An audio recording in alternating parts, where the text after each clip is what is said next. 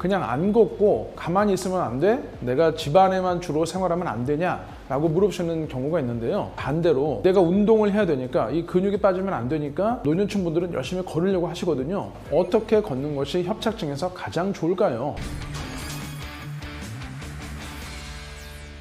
안녕하세요. 재정형외과 서희수 원장입니다. 척추관 협착증 환자분들께서 많이 물어보시는 질문이 도대체 내가 얼마나 어느 정도까지 걸어야 안전한지인데요. 걷다가 다리가 저리고 힘이 빠지니까 아예 걷지를 말아야 되는지 아니면 운동이니까 참고 끝까지 걸어야 되는지를 많이 고민하세요. 환자분들의 이 질문을 풀어보면 혹시 잘못 걸어서 병이 더 나빠지면 어쩌나 혹은 운동을 안 하고 가만히 있으면 오히려 더 나빠지지 않을까 하는 걱정이 담겨 있는데요. 그래서 오늘은 협착증이 있으면 왜 걸을 때 다리가 저리는지 그리고 실제 생활에서는 얼마나 어떻게 걸어야 안전한지에 대해서 자세히 말씀드리겠습니다.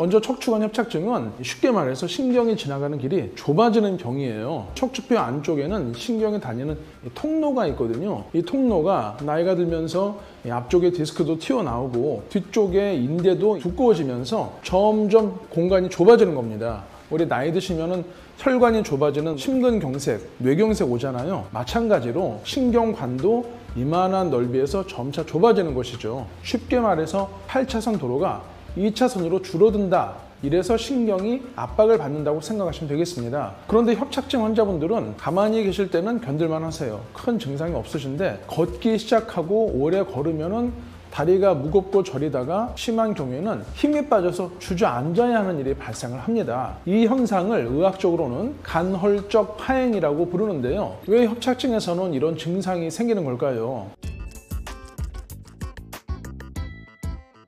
이유를 말씀드리기 전에 정상 인체는요, 걸을 때 허리가 자연스럽게 뒤로 젖혀집니다. 우리가 이렇게 걷지 않고 이렇게 걸어야지 안정감이 있잖아요. 이때 척추신경이 지나가는 통로가 약간 좁아지게 돼요. 그런데 정상인은 원래 통로가 충분히 넓으니까 조금 걸을 때 좁아져도 신경이 눌리지 않습니다. 그렇지만 협착증 환자분들은 이미 공간이 좁아져 있다 보니 여기서 조금만 더 좁아져도 신경이 압박받아서 증상이 나타나는 거예요. 제가 쉽게 비유를 해볼게요. 발에 딱 맞는 신발이 있는데 거기에 두꺼운 양말을 신으면 어떨까요? 발이 금세 눌리고 아파서 불편해지겠죠. 협착증 환자분들이 겪는 증상도 바로 이와 비슷합니다. 평상시에 괜찮은데 걸을 때는 좁아진 신경관이 더 좁아지면서 신경이 눌려 여러 증상이 나타나는 거예요. 그러면 환자분들 중에선 이렇게 물어보실 수 있어요. 그냥 안 걷고 가만히 있으면 안 돼? 내가 집안에만 주로 생활하면 안 되냐? 라고 물어보시는 경우가 있는데요. 이것은 또 다른 문제를 만듭니다. 혹시 근감소증이라고 들어보셨을까요? 노년층에서 근육이 점점 빠지면서 신체 기능이 점점 떨어지는 상태인데요. 환자분들이 계속 집안에만 계시면 허리를 잡아주는 근육이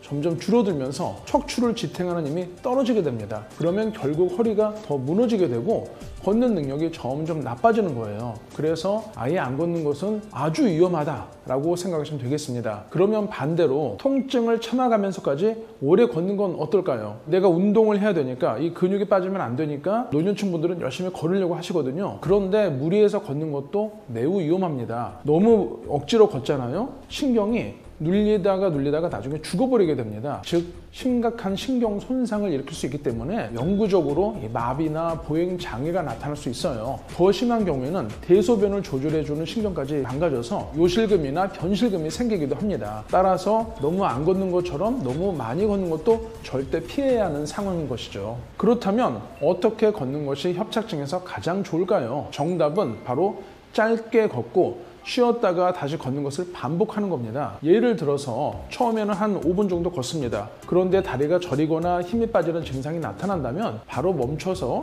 2, 3분간 앉아서 이렇게 쉬어주세요. 허리를 살짝 구부리고 쉬어주신 다음에 증상이 완화가 되면 다시 걷는 겁니다. 이 과정을 하루에 여러 번 반복해서 총 한 30분 정도 걷는 것을 목표로 하시는 것이 좋고요. 핵심은 한 번에 오래 걷는 것이 아니라 나눠서 조금씩 걷는 것이다 라고 이해하시면 되겠습니다. 그리고 걷는 자세도 상당히 중요해요. 제가 환자분들께 항상 강조하는 말씀이 있습니다. 허리를 이렇게 숙이고 있지 마시고 꼿꼿하게 옛날 양반들이 허리를 어험하고 뒤로 젖히는 이런 자세를 유지하셔라 말씀을 드리는데요. 이렇게 허리를 뒤로 젖히는 자세를 유지하셔야 척추 정렬이 올바르게 되어서 디스크의 부담이 덜하거든요. 그런데 협착증 환자분들에서는 예외가 한 가지 있습니다. 가만히 계실 때는 이렇게 계시되 걷기 시작해서 다리가 저린다든지 힘이 빠지는 증상이 나타날 때는 뒤로 젖히면 신경관이 더 좁아져서 큰일 납니다. 이때는 반대로 몸을 약간 앞으로 숙여주세요. 어르신들 마트에서 카트 밀고 걷는 자세 있지 않습니까? 이 자세가 좋고요. 이것을 응용한 운동법도 있습니다. 이른바 인사 스트레칭이란 방법인데요. 걷다가 다리가 저리면 일단 멈춤, 그 다음에 허리를 약간 앞으로 숙이는 동작, 인사 동작을 한 10번 열중샷 자세에서 반복하시는 겁니다. 이렇게 하다 보면 신경관이 넓어지고 막혀있던 이 혈류가 신경 곳곳에 공급이 되면서 증상이 풀어지게 돼요. 또 지팡이나 이 워킹 스틱을 사용하시면 자연히 몸이 숙여지잖아요. 그러면 또 신경 압박이 줄어드는 2차적인 효과가 있겠습니다. 오늘 제가 말씀드린 내용 정리해 보겠습니다.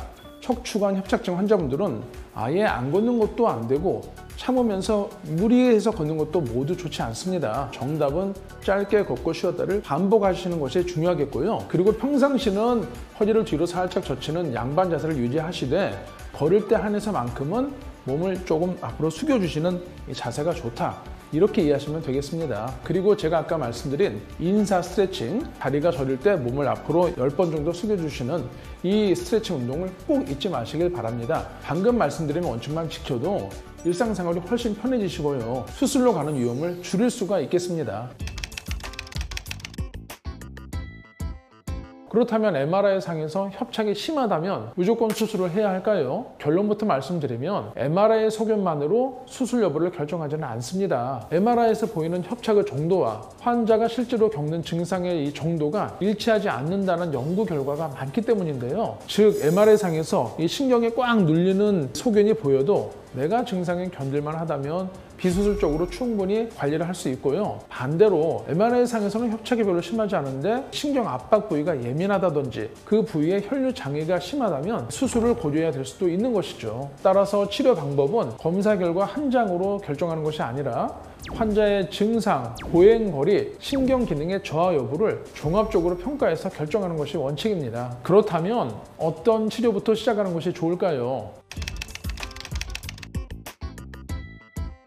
최근 국제학술지에서 발표된 연구에 따르면 협착증에서 수술 치료와 비수술 치료를 장기간 추적해 봤더니 결과의 차이가 없더라는 보고가 있었습니다. 따라서 척추관 협착증 치료의 원칙은 환자의 증상이나 연령, 전신 상태를 종합적으로 고려하되 가능하다면 비수술 치료부터 단계적으로 시도하는 것입니다. 이 비수술 치료도 크게 두 가지로 나뉠 수 있는데요. 첫 번째는 통증 완화 치료입니다. 대표적으로는 약물 치료, 신경 차단술, 스테로이드 주사 등이 있고요. 그런데 이러한 치료법은 염증을 줄여서 일시적으로는 좀 통증을 완화시킬 수 있어요. 그렇지만 효과가 오래 지속되지 않기 때문에 협착증 초기나 증상이 경미한 경우에만 적합합니다. 두 번째는 원인 해결 치료인데요. 원인 치료는 단순히 통증만 줄여주는 것을 넘어 신경을 누르는 구조적인 원인을 근본적으로 해소해주는 치료입니다. 최근에는 협착된 신경을 풀어주는 다양한 비수술 치료들이 발전하면서 수술 없이도 치료할 수 있는 선택지가 크게 늘어난 것이죠. 협착증의 비수술 치료는 통증 치료와 원인 치료가 있다고 말씀드렸는데요. 그렇다면 원인 치료에는 어떤 방법들이 있을까요? 평소에 제가 말씀드렸던 핌스 시술도 있고요. 이 핌스 시술은 쉽게 말씀드리면 미세한 특수 바늘을 집어넣어서 거미줄처럼 엉켜서 유착된 조직을 풀어주는 방법입니다. 깨진 유리창에 거미줄이 있으면 막대기 넣어서 막 청소하잖아요. 그런 방법이라고 생각하시면 되고요. 두 번째로는 신경관 확장술이라는 방법도 있어요. 철사처럼 긴 관을 척수신경관에 넣어서 신경 주변에 유착되고 협착된 조직을 방리해준다, 이렇게 생각하시면 되겠습니다. 그 외에도 디스크의 높이를 복원해주는 디스크 복원술, 골수 줄기세포를 이용해서 디스크나 이 척추 관절을 강화하는 골수 농축액 주입술이라는 시술도 있는데요. 이런 시술에 대해 자세한 것은 저희 다른 영상을 참고하시면 좋을 것 같습니다. 오늘 말씀드린 내용을 정리하자면 척추관 협착증은 MRI나 초음파 같은 검사 소견만으로는 수술을 결정하지 않습니다. 협착증으로 수술을 고민하고 계시다면 내 증상이 어느 정도인지 모든 것을 종합적으로 판단해서 전문의와 적절한 치료를 선택하시길 바라겠습니다. 지금까지 재정형외과 서희수 원장이었습니다. 감사합니다.